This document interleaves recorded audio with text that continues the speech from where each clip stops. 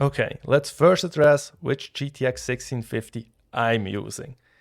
It's the GDDR6 model, which is faster than the older GDDR5 model. But my card doesn't have a 6-pin PCIe power connector, so it's limited to 75 watts. Still, it's possible to overclock the card at least a little bit, and I've done so, and I've also compared performance stock settings versus overclocked settings, and the difference seems to be really small in this game, anywhere from like 2% to 8%, but usually on the lower end here. So if you can overclock it, if you know how to do it, if you're comfortable doing it, do it. You get a little bit better performance, but it's really not gonna change the result that much. So you're gonna basically get qualitatively the same experience here. Also, let me quickly address the CPU situation here. I'm using a fast CPU with tons of cores. You don't need that, okay? You should be fine if you have a decently fast quad-core CPU with 8 threads. That should do the trick. You should be able to push like 60 FPS, no problem. I think this CPU can probably push like 120 FPS in this game, so don't worry too much about your CPU.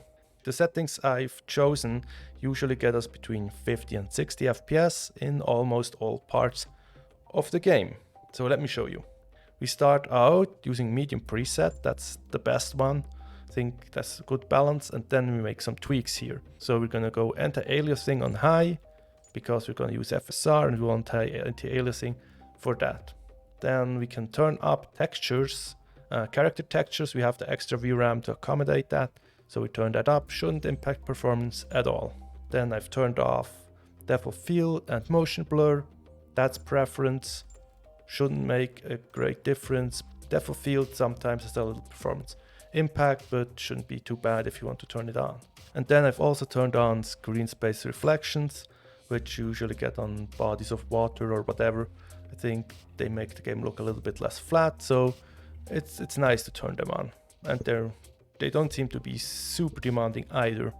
Now let's go down to our upscaling options, and I went with FSR. So from what I can tell, this is the first FSR. They haven't updated it, unfortunately. It's not FSR 2, but it's here at least, FSR 1.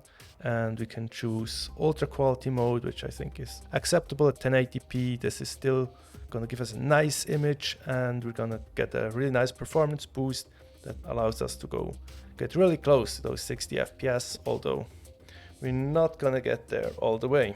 So here we get into the gameplay footage. We are in London.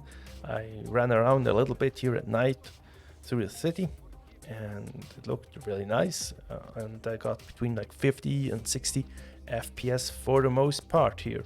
I think it dropped below 50 just outside the city at the gate, but it was fine. It ran fine, no problems, no stuttering to speak of. Like, frame pacing is really smooth.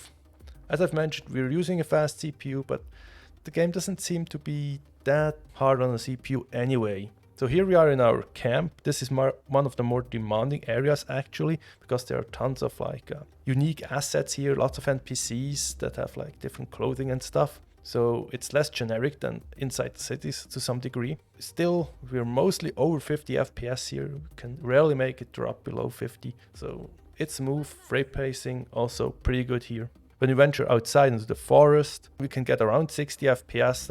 It's really nice, no problems at all here.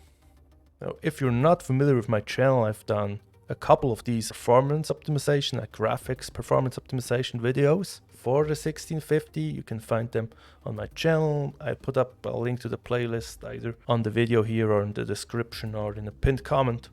And I've also tested like 90 games in a single video a couple of weeks ago. I'll also link that here.